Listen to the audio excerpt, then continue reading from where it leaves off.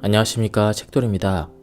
오늘 소개해드릴 책은 내게 남은 삶이 1시간 뿐이라면입니다.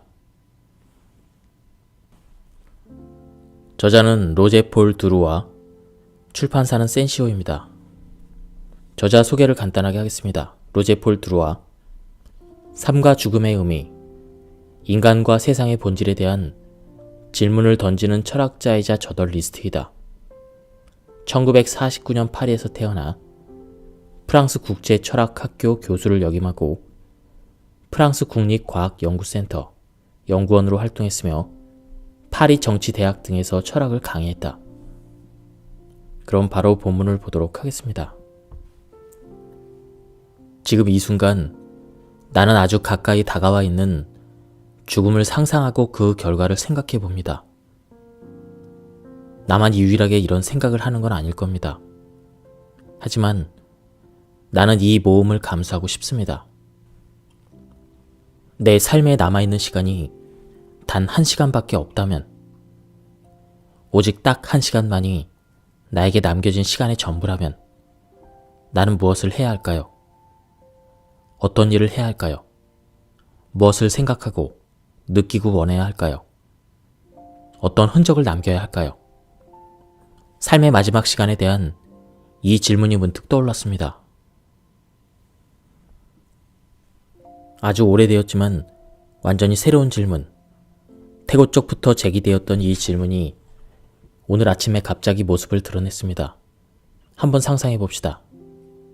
3600초 후 나는 죽음을 맞게 됩니다. 1초도 더 주어지지 않습니다. 짧은 딸꾹질이 나오고 긴 한숨이 나옵니다. 경련이 일어나고 온몸의 근육이 위축됩니다. 그 밖에 약간의 신체적인 징후가 있지만 더 이상 아무 반응도 없습니다. 곧이어 심장이 멈추고 호흡도 멎고 심전도 기계가 삐 소리를 내며 일직선을 그립니다.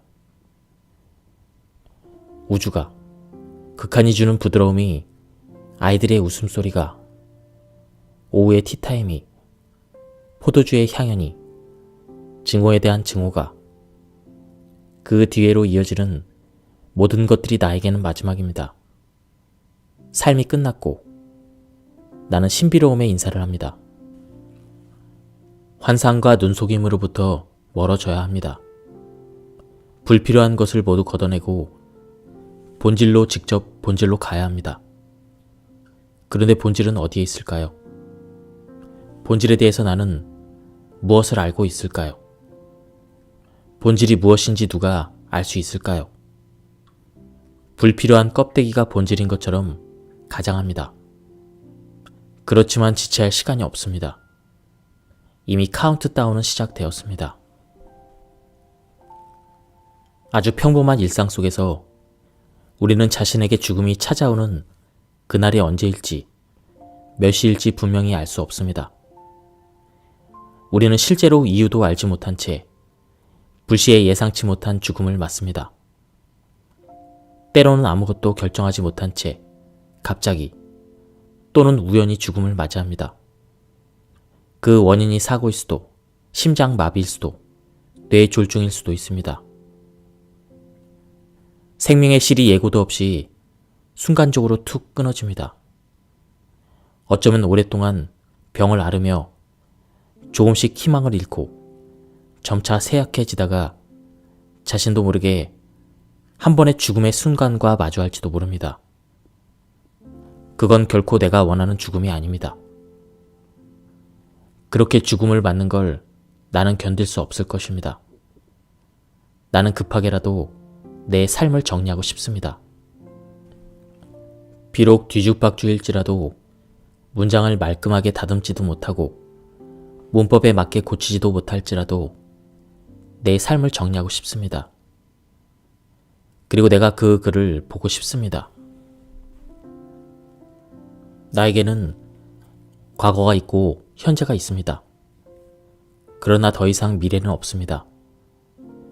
이제 나는 계획하던 모든 것과 수많은 걱정거리, 근심, 속박에서 벗어날 수 있습니다. 1시간 남은 인생에서 건강은 더 이상 걱정거리가 되지 않습니다. 운동을 하거나 식단 조절을 하는 것도 의미가 없습니다. 체중이나 혈압 같은 이런저런 수치를 지켜보고 무엇이 부족한지 조심하는 것은 우스꽝스러울 뿐입니다. 나는 지금의 상태 그대로 마지막을 맞게 될 것입니다. 살이 찌거나 빠질 시간도, 병이 낫거나 병들 시간도 없이, 돈을 더 벌어 부자가 되거나 더 가난해질 시간조차 없이, 지금 내가 처해 있는 상황이나 사회적인 지위, 다른 처지가 바뀔 시간도 없습니다. 게임은 시작되었습니다. 모든 것에 대해서 나에게 주어진 가능성은 한정되어 있고 그마저도 시시각각 줄어들고 있습니다. 이것은 매우 낯선 일입니다. 다른 가능성이 거의 없는 하찮은 아주 작은 미래, 유한하고 명확하게 한정된 미래만이 남아있다는 게 낯설고 어색하게 느껴집니다. 전망은 언제나 흐릿하고 모호하며 확실하지 않습니다. 분명한 것은 우리에게 남아있는 시간이 줄어들고 있다는 것입니다. 우리는 이것을 잘 알고 있습니다. 해가 갈수록 우리에게 주어진 미래가 줄어들고 우리의 젊음이 사라진다는 것도 충분히 이해하고 있습니다. 하지만 언제나 몰라서 행복한 것이 있습니다. 행복한 무지함은 오히려 많은 것을 가져다 줍니다. 그것은 우리가 계속 희망을 품고 끈질기게 계획을 세우고 미래에 대해서 이야기하고 새로운 가능성을 타진하고 기회를 계산하고 우연을 꿈꾸게 합니다. 하지만 이제 이 모든 것이 종말을 선언합니다. 나는 지금 벽에 걸린 선물, 고작 작은 주머니 안에 들어갈 수 있을 정도로 작아지고 보잘것없이 초라한 미래에 집착하고 있습니다. 얼마 남지 않은 미래에 불과한데도 말입니다. 얼마 남지 않은 것으로도 우리는 무언가를 살 수 있습니다. 나는 저항하고 싸우고 울부짖고 비명을 지르고 싶습니다. 이 모든 것은 무력함과 낙담의 또 다른 표현일 뿐입니다. 나에게 남아있는 시간을 직시해야 합니다. 다시 새롭게 시작해야 합니다. 나에게 남아있는 미래를 직시해야 합니다. 비록 나의 미래가 사라져 버렸다 해도 원망하거나 분노하기보다는 그 시간을 똑바로 바라보아야 합니다. 나에게 남은 삶이 단 1시간밖에 없다면 한정되어 있는 미래, 제한된 시간의 흐름은 나에게 아무 의미가 없을 것입니다. 준엄하게 정해진 단 1시간이 나에게 남아있을 뿐입니다. 우리는 살아가면서 언제나 시간이 많다고 믿습니다. 그래서 죽음 따위는 신경 쓰지 않은 채 스스로를 위로하고 언젠가를 상상하며 이야기합니다.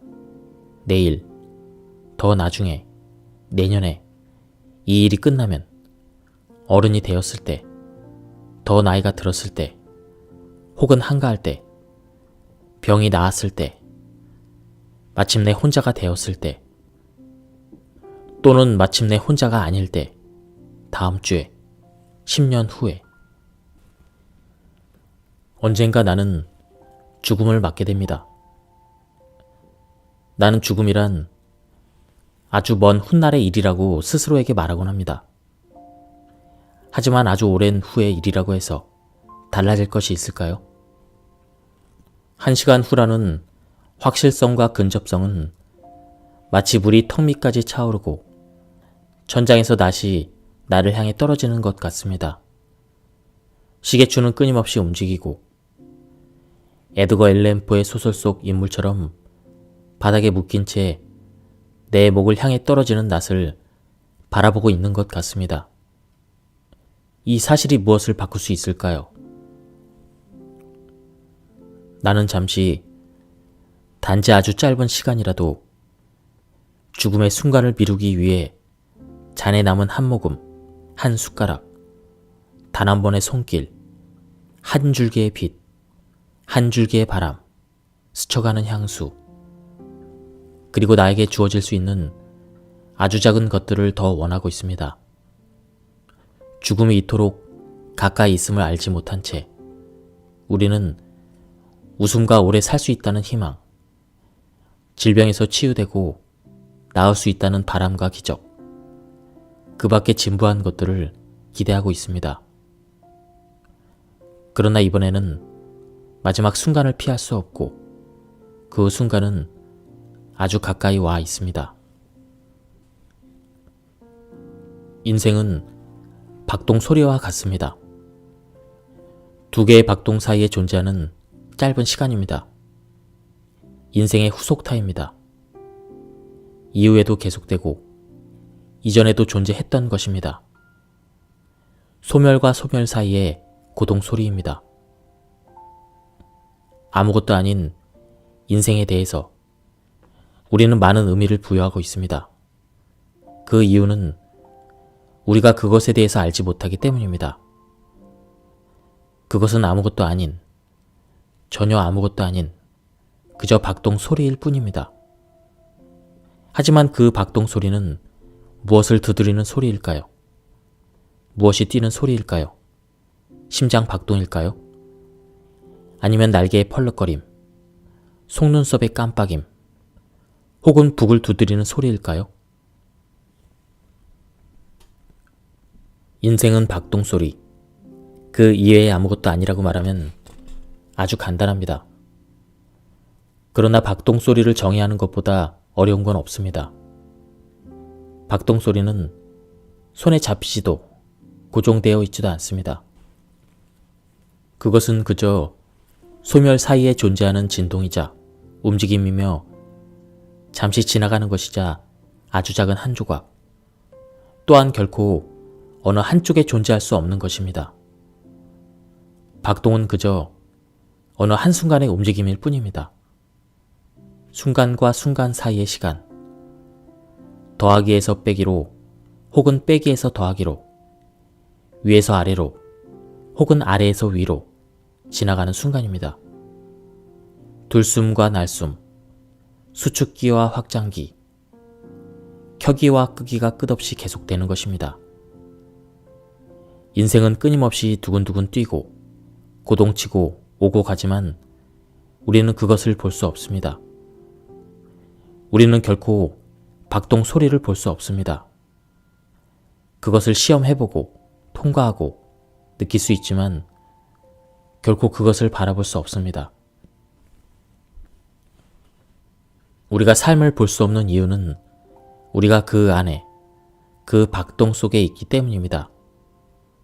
바다를, 산을, 지는 해를 바라보듯 갈매기가 나는 모습이나 말이 달리는 걸 관찰하듯 인생을 바라볼 수 있으려면 그 바깥에 있어야 합니다. 밖에서 주시할 때 우리는 비로소 알게 됩니다. 그러나 우리는 그 안에 항상 박동의 가운데 있습니다. 그래서 우리는 인생을 볼 수 없습니다. 우리는 아무것도 볼 수 없습니다. 앞에서 마주볼 수 없는 것은 태양과 죽음만이 아닙니다. 이유는 다르지만 인생도 그렇습니다. 왜냐하면 인생은 박동처럼 간격이자 틈이며 그 외에 아무것도 아니기 때문입니다. 육체, 호흡, 단어들 사이의 간격이며 간격의 틈과 연속, 하나의 박동 안에 흩어져 있는 속삭임이기 때문입니다. 그리고 어리석게도 우리가 행복이라고 부르는 것은 우리도 모르는 사이에 다소 비루하지만 운율적이고 강렬한 이 박동에 의해서 좌우되고 있습니다. 행복이란 단어가 무엇을 의미하는지 우리는 점점 더 무지해지고 있습니다. 행복은 연속적이고 어떤 굴곡도 없이 안정적이며 조금의 결함도 없는 상태가 아닙니다. 완전한 행복은 고정된 채 움직이지 않으며 천상의 황홀경이 끝없이 이어지고 결코 퇴색되지 않는 결정의 상태가 아닙니다. 행복이란 그저 시시하고 보잘것없는 것, 완전히 하찮은 것입니다. 완전한 행복은 어디에도 존재하지 않습니다. 그것은 인간이 한 번도 발을 들여놓지 못했던 곳, 저 너머 상상 속에 있는 가상의 낙원, 꿈속에서 보았던 에덴 동산에만 존재할 뿐입니다. 산다는 건 그런 것과는 전혀 다른 완전히 상이한 것입니다. 산다는 건 무수한 사건과 감동과 감정이 뒤죽박죽 얽힌 채 끊임없이 길게 이어지는 것입니다. 몽테뉴가 말했듯 기뻐하며 즐기는 것, 그리고 고생하며 애쓰는 것입니다. 황홀함과 비탄, 환희와 고독, 간질거리는 것과 역겨운 것, 이 모든 것이 언제나 두서없이 얽혀있는 것, 그것이 바로 삶입니다. 우리가 삶에서 부정적인 것들을 모조리 걷어내고 기쁨과 긍정적인 것들로만 채로 걸러내서 최종적으로 행복이라고 부를 수 있는 것만 뽑아내면 완벽한 행복이 보장된다고 생각합니다. 그러나 그건 가장 어리석은 생각이며 불행으로 가는 가장 서글픈 생각입니다. 모든 사기꾼과 멍청한 거짓말쟁이, 위험한 바보들이 끊임없이 빠져드는 비열하고 낡아빠진 생각입니다. 솔직히 말하면 우리의 인생에서 기쁨과 행복과 긍정적인 것만을 골라낼 수는 없습니다.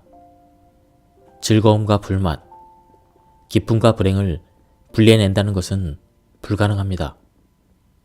인생은 모든 것이 다양한 비율로 존재하는 하나의 묶음, 이 모든 소리들이 합쳐진 하나의 박동 소리일 뿐입니다. 세상이 단 한 가지의 색깔이기를 결코 원하지 않는 것처럼 우리는 완전한 불행도 절대적인 행복도 원하지 않습니다. 이것이 삶의 내라고 말하며 삶을 사랑하고 받아들이고 갈망하고 견뎌내고 실제로 겪어내는 이유입니다. 우리는 모든 것에 내라고 말합니다. 인생의 어두운 측면이라는 것도 환상일 뿐이며 불합리하지만 우리 모두에게 주어진 것입니다. 그렇다면 왜 오늘날 많은 이들이 완전하고 순수하며 절대적이고 완벽한 행복이 가능하다고 생각하는 실수를 범하게 된 걸까요? 왜 그렇게 된 것일까요? 왜냐하면 우리는 존재를 통합하고 다양성을 단일함으로 바꾸는 것이 가능하다는 잘못된 믿음을 가지고 있기 때문입니다. 한쪽 눈으로 한쪽 면만을 보기 때문입니다. 자신이 완전하게 통합되어 있는 하나의 덩어리라고 믿기 때문입니다. 하지만 사실은 그렇지 않습니다. 나에게 살 수 있는 시간이 1시간밖에 남지 않았다면 향수에 젖어 과거로 되돌아가고 싶은 유혹에 빠지거나 마들렌을 찬양하고 싶은 유혹에 굴복하지 않을 것입니다. 이 모든 것을 휩쓸어버리는 한순간이 떠오릅니다.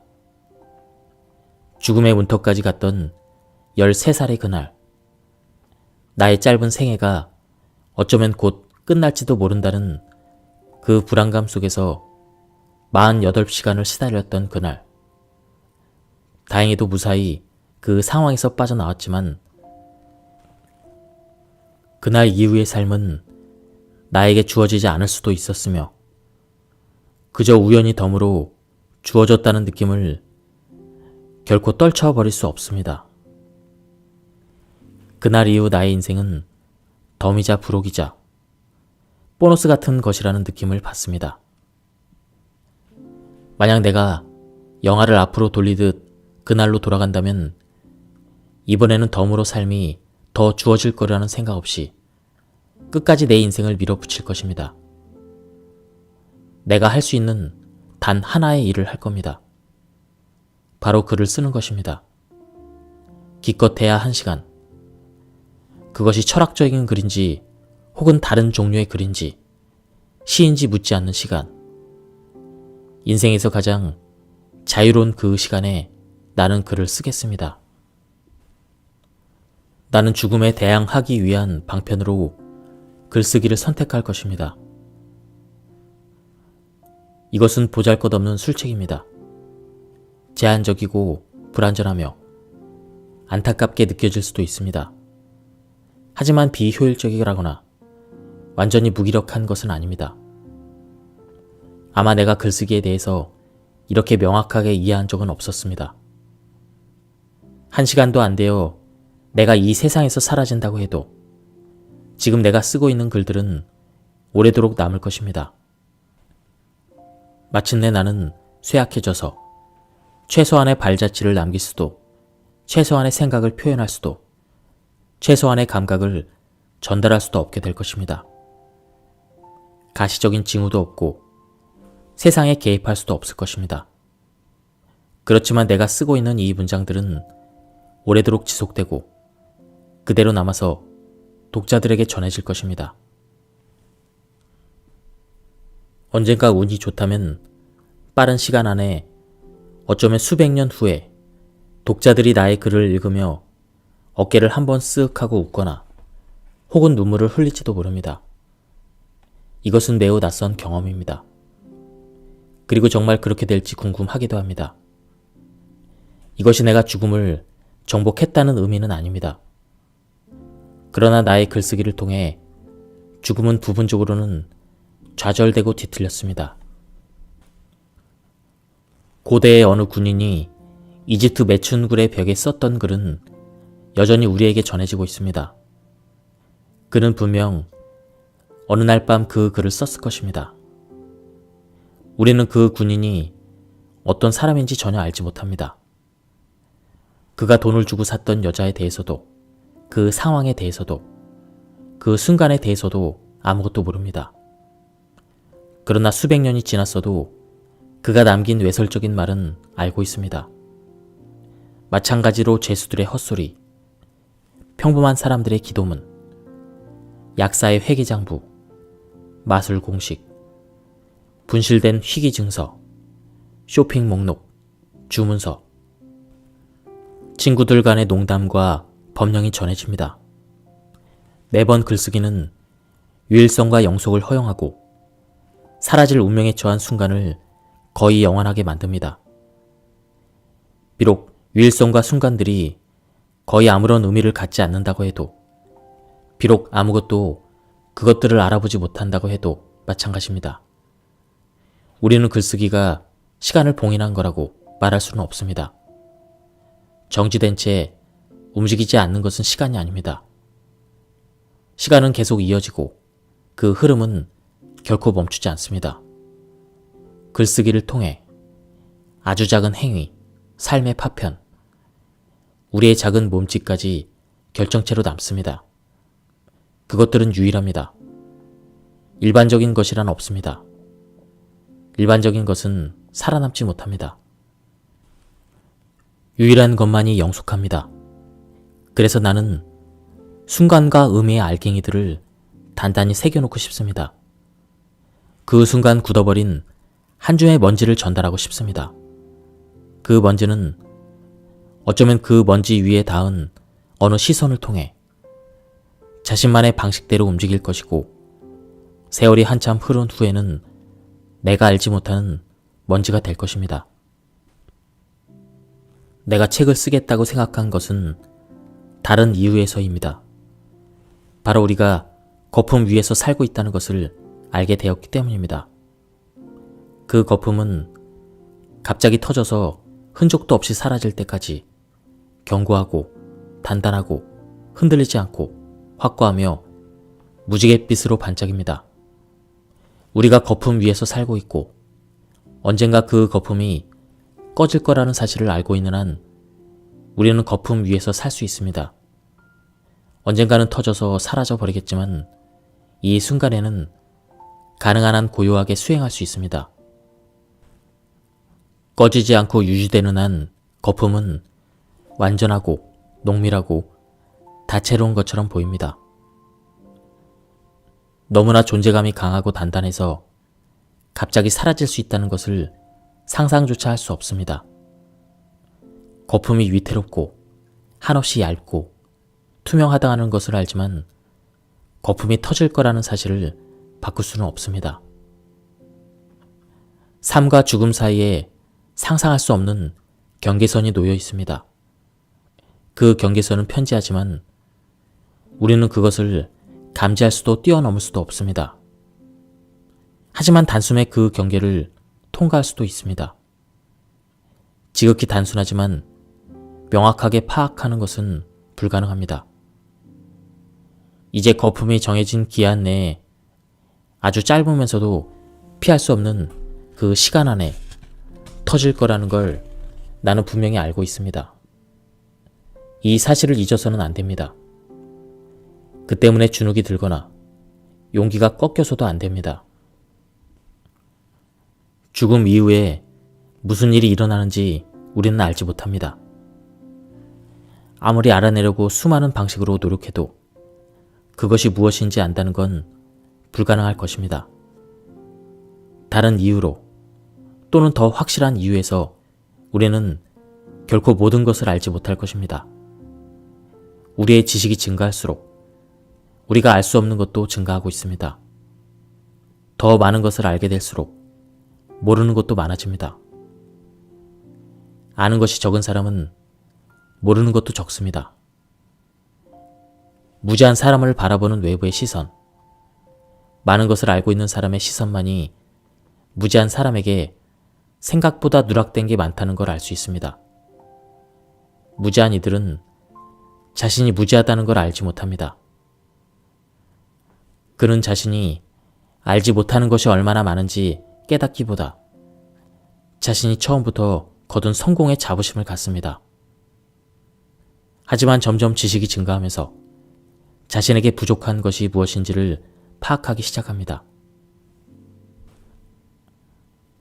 무지의 일부는 우리가 도저히 어떻게 할 수 없고 극복할 수 없는 운명처럼 영원히 우리 곁에 남을 것입니다. 나는 모든 이들이 보편적으로 가지고 있는 전문성과 권위에 대한 집착에 맞서 무지를 찬양할 필요가 있다고 생각합니다. 이 말이 역설적으로 들릴지도 모릅니다. 하지만 철학과 무지의 관계는 언제나 그렇게 모호했습니다. 사랑은 모든 것을 뒤집는 수수께끼입니다. 사랑은 의심, 무지, 이성의 반대편에 있습니다. 사랑에 빠진 사람은 확실성 안에 있습니다. 그것이 바로 사랑입니다. 아무도 방법을 알지 못합니다. 아무도 사랑에 빠지는 이유를 알지 못합니다. 사랑은 그저 거기에 놓여 있을 뿐입니다. 대립도 없고 이면도 없습니다. 죽지 않는 유일한 방법과 같습니다. 사랑하는 것과 산다는 것은 서로 다른 별개의 동사가 아니며 신체의 두 가지 상이한 상태도 아닙니다. 그저 존재의 유일한 힘이자 동일한 힘입니다. 그렇기 때문에 철학자들은 사랑에 대해 흥미로운 이야기를 거의 하지 않습니다. 사랑이라는 지식은 철학자들을 위한 것이 아닙니다. 사랑은 반증할 수도 없고 해체할 수도 없습니다. 사랑에는 논증도, 가정도, 추론도 없습니다.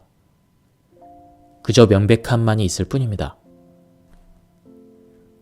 아무도 어둠의 홍수를 믿지 않지만 어둠에는 빛의 폭발에 주목하게 하는 장점이 있습니다. 어둠 덕분에 모든 것이 밝아집니다. 부정적인 태도를 가져봅시다. 그러면 언제나 약간의 즐거움을 느끼게 될 것입니다. 한 경사면이나 다른 경사면에 언제까지나 머무를 수는 없습니다. 사랑과 미움, 밝음과 어둠, 쾌락과 고통처럼 모든 것들은 언제나 어디서나 반대되는 것들과 함께 존재합니다. 고대 그리스 철학자인 헤라클레이토스는 자신의 방식대로 이렇게 말했습니다. 올라가는 길과 내려가는 길은 하나이며 같은 길이다. 비탈길을 올라갈 때 그 길을 기어 올라가는 것은 힘들고 고됩니다. 하지만 그 길을 다시 돌아올 때는 지금의 오르막길이 곧 내리막길이 됩니다. 현실 속에 닻을 내린 두 가지 상반된 판단의 지배를 받는 두 개의 비탈길은 분명히 단 하나의 길입니다. 그 길은 오르막이면서 동시에 내리막길인 유일한 길입니다. 그 차이를 보는 것은 우리의 방식이 아닙니다. 실제로는 심지어 두 개의 면, 두 개의 비탈길, 두 개의 측면으로 존재합니다. 그러므로 언제나 두 가지 시각으로 보는 연습을 할 필요가 있습니다. 덤불 또는 은하계, 은밀한 호수 또는 블랙홀, 골짜기, 백색 외성, 적색 거성 또는 북극광, 이 모든 것 앞에서 우리의 혼란은 먼지처럼 작아지고 우리의 분주함은 우스워지며 우리의 불안은 웃음거리가 됩니다. 광대함, 심연, 가장 가까이 있지만 접근할 수 없는 냉정한 물질의 신비함을 볼 때마다 현기증 나지만 때로는 모든 것이 정확해집니다. 사람이란 언제나 다른 사람에게 말을 건네기 마련이고, 그래서 나 또한 마지막 순간에 가까운 사람들에게 낮은 목소리로 말할 것입니다. 이 세상에 있든 없든 가장 가까이에서 나의 인생을 함께 해준 이들에게 이야기를 하겠지만 신에게는 어떤 말도 하지 않을 것입니다.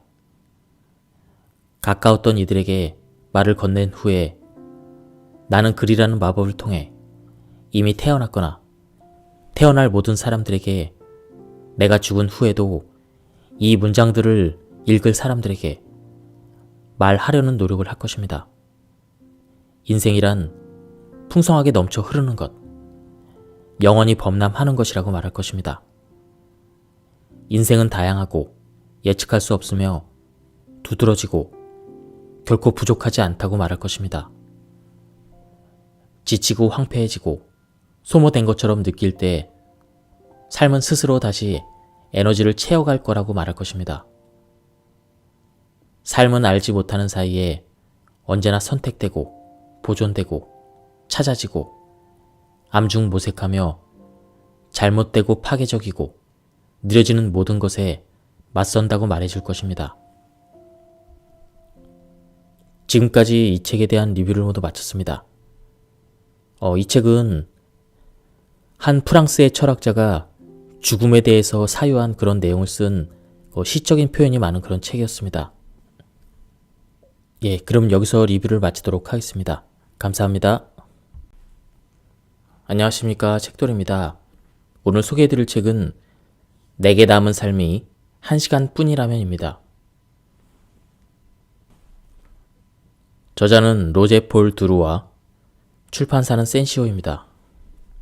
저자 소개를 간단하게 하겠습니다. 로제 폴 드루와, 삶과 죽음의 의미, 인간과 세상의 본질에 대한 질문을 던지는 철학자이자 저널리스트이다. 1949년 파리에서 태어나 프랑스 국제철학학교 교수를 역임하고 프랑스 국립과학연구센터 연구원으로 활동했으며 파리 정치대학 등에서 철학을 강의했다. 그럼 바로 본문을 보도록 하겠습니다.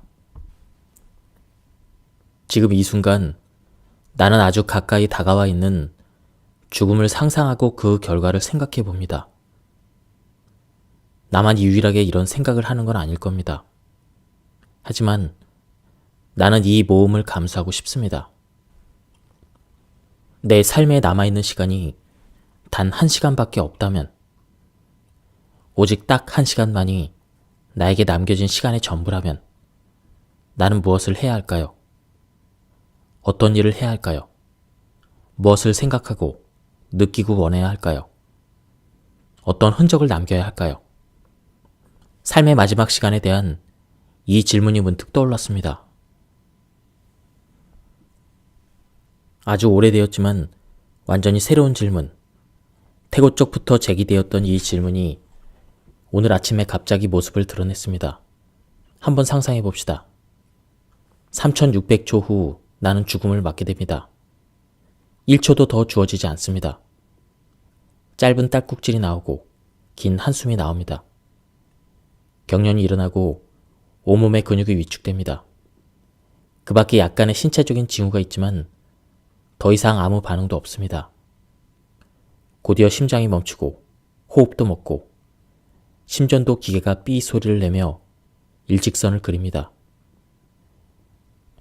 우주가, 극한이 주는 부드러움이, 아이들의 웃음소리가, 오후의 티타임이, 포도주의 향연이, 증오에 대한 증오가, 그 뒤에로 이어지는 모든 것들이 나에게는 마지막입니다. 삶이 끝났고 나는 신비로움에 인사를 합니다. 환상과 눈속임으로부터 멀어져야 합니다. 불필요한 것을 모두 걷어내고 본질로 직접 본질로 가야 합니다. 그런데 본질은 어디에 있을까요? 본질에 대해서 나는 무엇을 알고 있을까요? 본질이 무엇인지 누가 알 수 있을까요? 불필요한 껍데기가 본질인 것처럼 가장합니다. 그렇지만 지체할 시간이 없습니다. 이미 카운트다운은 시작되었습니다. 아주 평범한 일상 속에서 우리는 자신에게 죽음이 찾아오는 그날이 언제일지, 몇 시일지 분명히 알 수 없습니다. 우리는 실제로 이유도 알지 못한 채 불시에 예상치 못한 죽음을 맞습니다. 때로는 아무것도 결정하지 못한 채 갑자기 또는 우연히 죽음을 맞이합니다. 그 원인이 사고일 수도, 심장 마비일 수도, 뇌졸중일 수도 있습니다. 생명의 실이 예고도 없이 순간적으로 툭 끊어집니다. 어쩌면 오랫동안 병을 앓으며 조금씩 희망을 잃고 점차 쇠약해지다가 자신도 모르게 한 번의 죽음의 순간과 마주할지도 모릅니다. 그건 결코 내가 원하는 죽음이 아닙니다. 그렇게 죽음을 맞는 걸 나는 견딜 수 없을 것입니다. 나는 급하게라도 내 삶을 정리하고 싶습니다. 비록 뒤죽박죽일지라도 문장을 말끔하게 다듬지도 못하고 문법에 맞게 고치지도 못할지라도 내 삶을 정리하고 싶습니다. 그리고 내가 그 글을 보고 싶습니다. 나에게는 과거가 있고 현재가 있습니다. 그러나 더 이상 미래는 없습니다. 이제 나는 계획하던 모든 것과 수많은 걱정거리, 근심, 속박에서 벗어날 수 있습니다. 1시간 남은 인생에서 건강은 더 이상 걱정거리가 되지 않습니다. 운동을 하거나 식단 조절을 하는 것도 의미가 없습니다. 체중이나 혈압 같은 이런저런 수치를 지켜보고 무엇이 부족한지 조심하는 것은 우스꽝스러울 뿐입니다. 나는 지금의 상태 그대로 마지막을 맞게 될 것입니다. 살이 찌거나 빠질 시간도, 병이 낫거나 병들 시간도 없이, 돈을 더 벌어 부자가 되거나 더 가난해질 시간조차 없이, 지금 내가 처해 있는 상황이나 사회적인 지위, 다른 처지가 바뀔 시간도 없습니다. 게임은 시작되었습니다. 모든 것에 대해서 나에게 주어진 가능성은 한정되어 있고 그마저도 시시각각 줄어들고 있습니다. 이것은 매우 낯선 일입니다. 다른 가능성이 거의 없는 하찮은 아주 작은 미래, 유한하고 명확하게 한정된 미래만이 남아있다는 게 낯설고 어색하게 느껴집니다. 전망은 언제나 흐릿하고 모호하며 확실하지 않습니다. 분명한 것은 우리에게 남아있는 시간이 줄어들고 있다는 것입니다. 우리는 이것을 잘 알고 있습니다. 해가 갈수록 우리에게 주어진 미래가 줄어들고 우리의 젊음이 사라진다는 것도 충분히 이해하고 있습니다. 하지만 언제나 몰라서 행복한 것이 있습니다. 행복한 무지함은 오히려 많은 것을 가져다 줍니다. 그것은 우리가 계속 희망을 품고 끈질기게 계획을 세우고 미래에 대해서 이야기하고 새로운 가능성을 타진하고 기회를 계산하고 우연을 꿈꾸게 합니다. 하지만 이제 이 모든 것이 종말을 선언합니다. 나는 지금 벽에 걸린 선물, 고작 작은 주머니 안에 들어갈 수 있을 정도로 작아지고 보잘것없이 초라한 미래에 집착하고 있습니다. 얼마 남지 않은 미래에 불과한데도 말입니다. 얼마 남지 않은 것으로도 우리는 무언가를 살 수 있습니다. 나는 저항하고 싸우고 울부짖고 비명을 지르고 싶습니다. 이 모든 것은 무력함과 낙담의 또 다른 표현일 뿐입니다. 나에게 남아있는 시간을 직시해야 합니다. 다시 새롭게 시작해야 합니다. 나에게 남아있는 미래를 직시해야 합니다. 비록 나의 미래가 사라져 버렸다 해도 원망하거나 분노하기보다는 그 시간을 똑바로 바라보아야 합니다. 나에게 남은 삶이 단 1시간밖에 없다면 한정되어 있는 미래, 제한된 시간의 흐름은 나에게 아무 의미가 없을 것입니다. 준엄하게 정해진 단 1시간이 나에게 남아있을 뿐입니다. 우리는 살아가면서 언제나 시간이 많다고 믿습니다. 그래서 죽음 따위는 신경 쓰지 않은 채 스스로를 위로하고 언젠가를 상상하며 이야기합니다. 내일, 더 나중에, 내년에 이 일이 끝나면, 어른이 되었을 때, 더 나이가 들었을 때, 혹은 한가할 때, 병이 나았을 때, 마침내 혼자가 되었을 때, 또는 마침내 혼자가 아닐 때, 다음 주에, 10년 후에. 언젠가 나는 죽음을 맞게 됩니다. 나는 죽음이란 아주 먼 훗날의 일이라고 스스로에게 말하곤 합니다. 하지만 아주 오랜 후의 일이라고 해서 달라질 것이 있을까요? 1시간 후라는 확실성과 근접성은 마치 물이 턱 밑까지 차오르고 천장에서 낫이 나를 향해 떨어지는 것 같습니다. 시계추는 끊임없이 움직이고 에드거 앨런 포의 소설 속 인물처럼 바닥에 묶인 채 내 목을 향해 떨어지는 낫을 바라보고 있는 것 같습니다. 이 사실이 무엇을 바꿀 수 있을까요?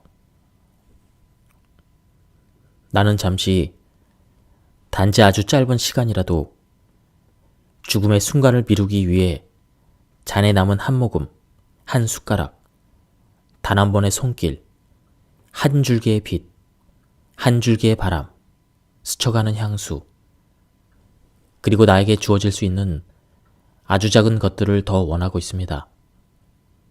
죽음이 이토록 가까이 있음을 알지 못한 채 우리는 웃음과 오래 살 수 있다는 희망, 질병에서 치유되고 나을 수 있다는 바람과 기적, 그 밖에 진부한 것들을 기대하고 있습니다. 그러나 이번에는 마지막 순간을 피할 수 없고 그 순간은 아주 가까이 와 있습니다. 인생은 박동 소리와 같습니다. 두 개의 박동 사이에 존재하는 짧은 시간입니다. 인생의 후속타입니다. 이후에도 계속되고 이전에도 존재했던 것입니다. 소멸과 소멸 사이의 고동 소리입니다. 아무것도 아닌 인생에 대해서 우리는 많은 의미를 부여하고 있습니다. 그 이유는 우리가 그것에 대해서 알지 못하기 때문입니다. 그것은 아무것도 아닌, 전혀 아무것도 아닌 그저 박동 소리일 뿐입니다. 하지만 그 박동 소리는 무엇을 두드리는 소리일까요? 무엇이 뛰는 소리일까요? 심장 박동일까요? 아니면 날개의 펄럭거림, 속눈썹의 깜빡임, 혹은 북을 두드리는 소리일까요? 인생은 박동소리. 그 이외에 아무것도 아니라고 말하면 아주 간단합니다. 그러나 박동소리를 정의하는 것보다 어려운 건 없습니다.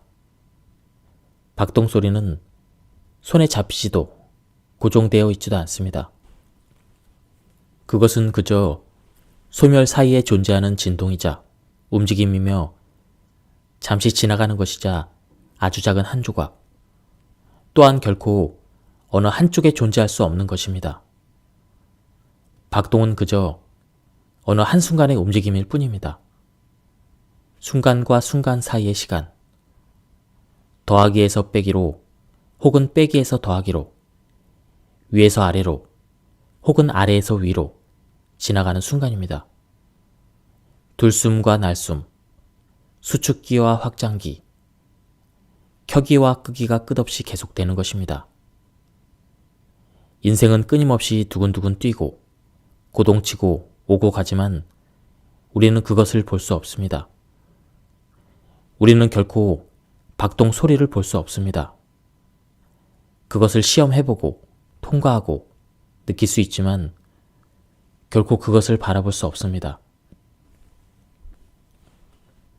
우리가 삶을 볼 수 없는 이유는 우리가 그 안에, 그 박동 속에 있기 때문입니다. 바다를, 산을, 지는 해를 바라보듯 갈매기가 나는 모습이나 말이 달리는 걸 관찰하듯 인생을 바라볼 수 있으려면 그 바깥에 있어야 합니다. 밖에서 주시할 때 우리는 비로소 알게 됩니다. 그러나 우리는 그 안에 항상 박동의 가운데 있습니다. 그래서 우리는 인생을 볼 수 없습니다. 우리는 아무것도 볼 수 없습니다. 앞에서 마주볼 수 없는 것은 태양과 죽음만이 아닙니다. 이유는 다르지만 인생도 그렇습니다. 왜냐하면 인생은 박동처럼 간격이자 틈이며 그 외에 아무것도 아니기 때문입니다. 육체, 호흡, 단어들 사이의 간격이며 간격의 틈과 연속, 하나의 박동 안에 흩어져 있는 속삭임이기 때문입니다. 그리고 어리석게도 우리가 행복이라고 부르는 것은 우리도 모르는 사이에 다소 비루하지만 운율적이고 강렬한 이 박동에 의해서 좌우되고 있습니다. 행복이란 단어가 무엇을 의미하는지 우리는 점점 더 무지해지고 있습니다. 행복은 연속적이고 어떤 굴곡도 없이 안정적이며 조금의 결함도 없는 상태가 아닙니다. 완전한 행복은 고정된 채 움직이지 않으며 천상의 황홀경이 끝없이 이어지고 결코 퇴색되지 않는 결정의 상태가 아닙니다. 행복이란 그저 시시하고 보잘것없는 것, 완전히 하찮은 것입니다. 완전한 행복은 어디에도 존재하지 않습니다. 그것은 인간이 한 번도 발을 들여놓지 못했던 곳, 저 너머 상상 속에 있는 가상의 낙원, 꿈속에서 보았던 에덴 동산에만 존재할 뿐입니다. 산다는 건 그런 것과는 전혀 다른 완전히 상이한 것입니다. 산다는 건 무수한 사건과 감동과 감정이 뒤죽박죽 얽힌 채 끊임없이 길게 이어지는 것입니다. 몽테뉴가 말했듯 기뻐하며 즐기는 것, 그리고 고생하며 애쓰는 것입니다. 황홀함과 비탄, 환희와 고독, 간질거리는 것과 역겨운 것, 이 모든 것이 언제나 두서없이 얽혀있는 것, 그것이 바로 삶입니다. 우리가 삶에서 부정적인 것들을 모조리 걷어내고 기쁨과 긍정적인 것들로만 채로 걸러내서 최종적으로 행복이라고 부를 수 있는 것만 뽑아내면 완벽한 행복이 보장된다고 생각합니다. 그러나 그건 가장 어리석은 생각이며 불행으로 가는 가장 서글픈 생각입니다. 모든 사기꾼과 멍청한 거짓말쟁이, 위험한 바보들이 끊임없이 빠져드는 비열하고 낡아빠진 생각입니다. 솔직히 말하면 우리의 인생에서 기쁨과 행복과 긍정적인 것만을 골라낼 수는 없습니다. 즐거움과 불만, 기쁨과 불행을 분리해낸다는 것은 불가능합니다. 인생은 모든 것이 다양한 비율로 존재하는 하나의 묶음, 이 모든 소리들이 합쳐진 하나의 박동 소리일 뿐입니다. 세상이 단 한 가지의 색깔이기를 결코 원하지 않는 것처럼 우리는 완전한 불행도 절대적인 행복도 원하지 않습니다. 이것이 삶의 내라고 말하며 삶을 사랑하고 받아들이고 갈망하고 견뎌내고 실제로 겪어내는 이유입니다. 우리는 모든 것에 내라고 말합니다. 인생의 어두운 측면이라는 것도 환상일 뿐이며 불합리하지만 우리 모두에게 주어진 것입니다. 그렇다면 왜 오늘날 많은 이들이 완전하고 순수하며 절대적이고 완벽한 행복이 가능하다고 생각하는 실수를 범하게 된 걸까요? 왜 그렇게 된 것일까요? 왜냐하면 우리는 존재를 통합하고 다양성을 단일함으로 바꾸는 것이 가능하다는 잘못된 믿음을 가지고 있기 때문입니다. 한쪽 눈으로 한쪽 면만을 보기 때문입니다. 자신이 완전하게 통합되어 있는 하나의 덩어리라고 믿기 때문입니다. 하지만 사실은 그렇지 않습니다. 나에게 살 수 있는 시간이 1시간밖에 남지 않았다면 향수에 젖어 과거로 되돌아가고 싶은 유혹에 빠지거나 마들렌을 찬양하고 싶은 유혹에 굴복하지 않을 것입니다. 이 모든 것을 휩쓸어버리는 한순간이 떠오릅니다. 죽음의 문턱까지 갔던 13살의 그날, 나의 짧은 생애가 어쩌면 곧 끝날지도 모른다는 그 불안감 속에서 48시간을 시달렸던 그날, 다행히도 무사히 그 상황에서 빠져나왔지만 그날 이후의 삶은 나에게 주어지지 않을 수도 있었으며 그저 우연히 덤으로 주어졌다는 느낌을 결코 떨쳐버릴 수 없습니다. 그날 이후 나의 인생은 덤이자 부록이자 보너스 같은 것이라는 느낌을 받습니다. 만약 내가 영화를 앞으로 돌리듯 그날로 돌아간다면 이번에는 덤으로 삶이 더 주어질 거라는 생각 없이 끝까지 내 인생을 밀어붙일 것입니다. 내가 할 수 있는 단 하나의 일을 할 겁니다. 바로 글을 쓰는 것입니다. 기껏해야 1시간. 그것이 철학적인 글인지 혹은 다른 종류의 글인지 시인지 묻지 않는 시간. 인생에서 가장 자유로운 그 시간에 나는 글을 쓰겠습니다. 나는 죽음에 대항하기 위한 방편으로 글쓰기를 선택할 것입니다. 이것은 보잘것없는 술책입니다. 제한적이고 불완전하며 안타깝게 느껴질 수도 있습니다. 하지만 비효율적이라거나 완전히 무기력한 것은 아닙니다. 아마 내가 글쓰기에 대해서 이렇게 명확하게 이해한 적은 없었습니다. 1시간도 안 되어 내가 이 세상에서 사라진다고 해도 지금 내가 쓰고 있는 글들은 오래도록 남을 것입니다. 마침내 나는 쇠약해져서 최소한의 발자취를 남길 수도, 최소한의 생각을 표현할 수도, 최소한의 감각을 전달할 수도 없게 될 것입니다. 가시적인 징후도 없고 세상에 개입할 수도 없을 것입니다. 그렇지만 내가 쓰고 있는 이 문장들은 오래도록 지속되고 그대로 남아서 독자들에게 전해질 것입니다. 언젠가 운이 좋다면 빠른 시간 안에 어쩌면 수백 년 후에 독자들이 나의 글을 읽으며 어깨를 한번 쓱 하고 웃거나 혹은 눈물을 흘릴지도 모릅니다. 이것은 매우 낯선 경험입니다.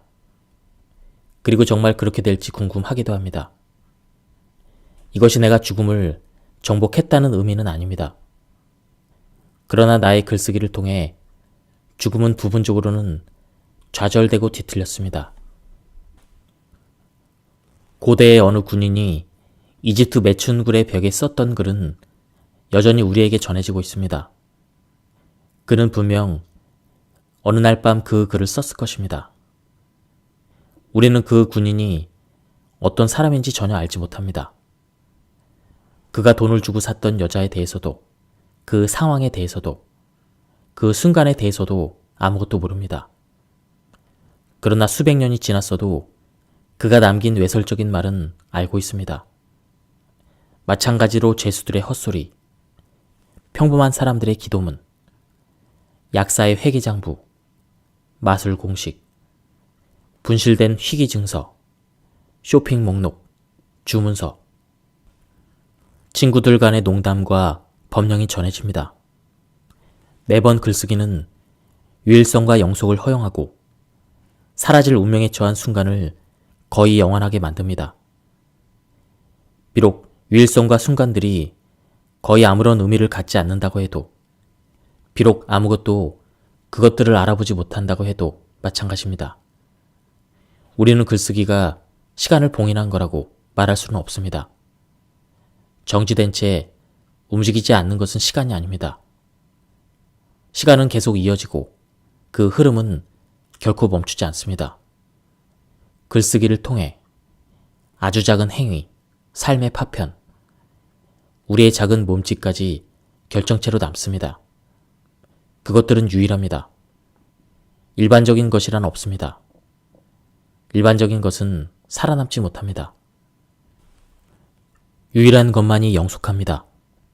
그래서 나는 순간과 의미의 알갱이들을 단단히 새겨놓고 싶습니다. 그 순간 굳어버린 한 줌의 먼지를 전달하고 싶습니다. 그 먼지는 어쩌면 그 먼지 위에 닿은 어느 시선을 통해 자신만의 방식대로 움직일 것이고, 세월이 한참 흐른 후에는 내가 알지 못하는 먼지가 될 것입니다. 내가 책을 쓰겠다고 생각한 것은 다른 이유에서입니다. 바로 우리가 거품 위에서 살고 있다는 것을 알게 되었기 때문입니다. 그 거품은 갑자기 터져서 흔적도 없이 사라질 때까지 견고하고 단단하고 흔들리지 않고 확고하며 무지갯빛으로 반짝입니다. 우리가 거품 위에서 살고 있고 언젠가 그 거품이 꺼질 거라는 사실을 알고 있는 한 우리는 거품 위에서 살 수 있습니다. 언젠가는 터져서 사라져 버리겠지만 이 순간에는 가능한 한 고요하게 수행할 수 있습니다. 꺼지지 않고 유지되는 한 거품은 완전하고 농밀하고 다채로운 것처럼 보입니다. 너무나 존재감이 강하고 단단해서 갑자기 사라질 수 있다는 것을 상상조차 할 수 없습니다. 거품이 위태롭고 한없이 얇고 투명하다는 것을 알지만 거품이 터질 거라는 사실을 바꿀 수는 없습니다. 삶과 죽음 사이에 상상할 수 없는 경계선이 놓여 있습니다. 그 경계선은 편지하지만 우리는 그것을 감지할 수도 뛰어넘을 수도 없습니다. 하지만 단숨에 그 경계를 통과할 수도 있습니다. 지극히 단순하지만 명확하게 파악하는 것은 불가능합니다. 이제 거품이 정해진 기한 내에 아주 짧으면서도 피할 수 없는 그 시간 안에 터질 거라는 걸 나는 분명히 알고 있습니다. 이 사실을 잊어서는 안 됩니다. 그 때문에 주눅이 들거나 용기가 꺾여서도 안 됩니다. 죽음 이후에 무슨 일이 일어나는지 우리는 알지 못합니다. 아무리 알아내려고 수많은 방식으로 노력해도 그것이 무엇인지 안다는 건 불가능할 것입니다. 다른 이유로 또는 더 확실한 이유에서 우리는 결코 모든 것을 알지 못할 것입니다.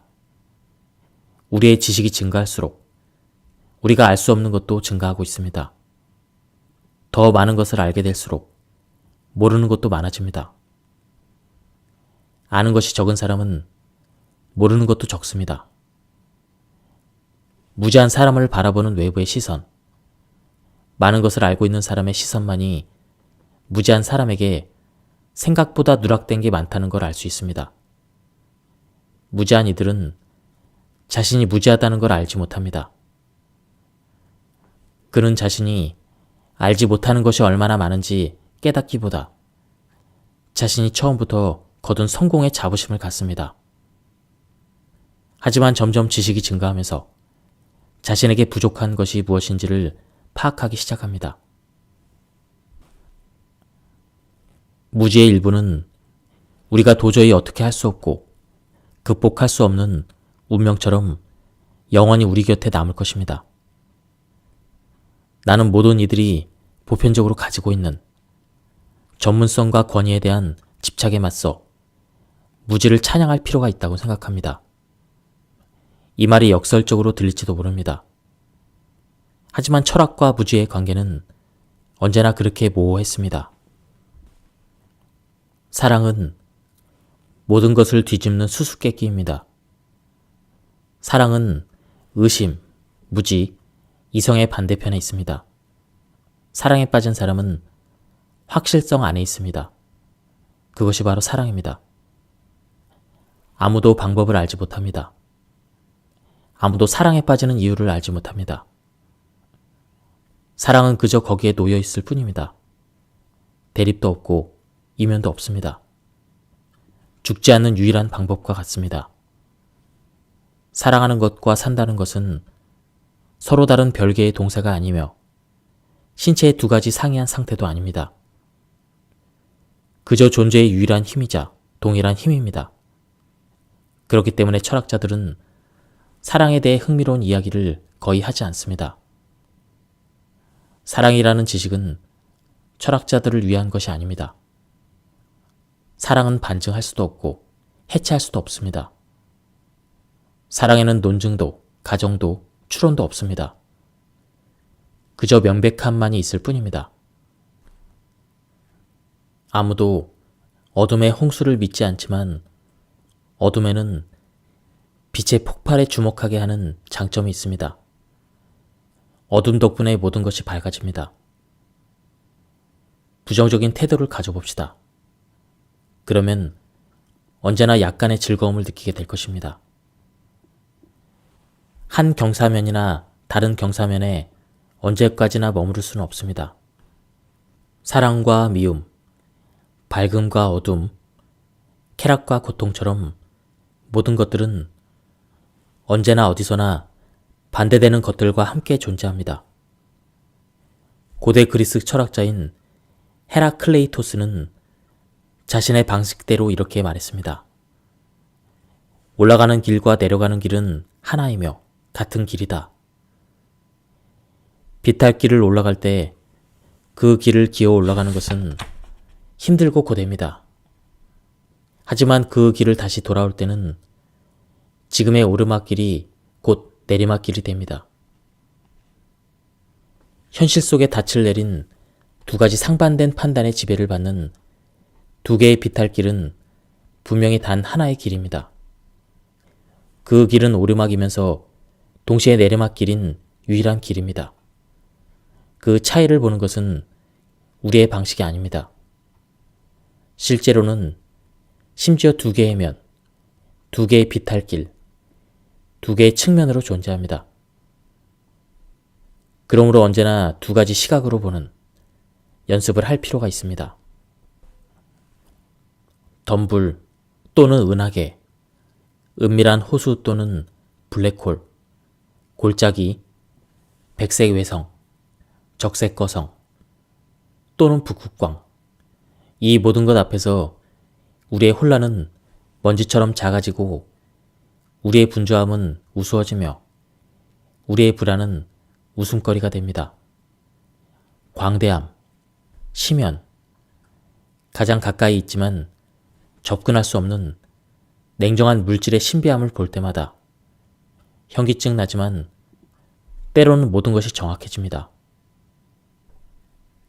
사람이란 언제나 다른 사람에게 말을 건네기 마련이고 그래서 나 또한 마지막 순간에 가까운 사람들에게 낮은 목소리로 말할 것입니다. 이 세상에 있든 없든 가장 가까이에서 나의 인생을 함께 해준 이들에게 이야기를 하겠지만 신에게는 어떤 말도 하지 않을 것입니다. 가까웠던 이들에게 말을 건넨 후에 나는 글이라는 마법을 통해 이미 태어났거나 태어날 모든 사람들에게 내가 죽은 후에도 이 문장들을 읽을 사람들에게 말하려는 노력을 할 것입니다. 인생이란 풍성하게 넘쳐 흐르는 것, 영원히 범람하는 것이라고 말할 것입니다.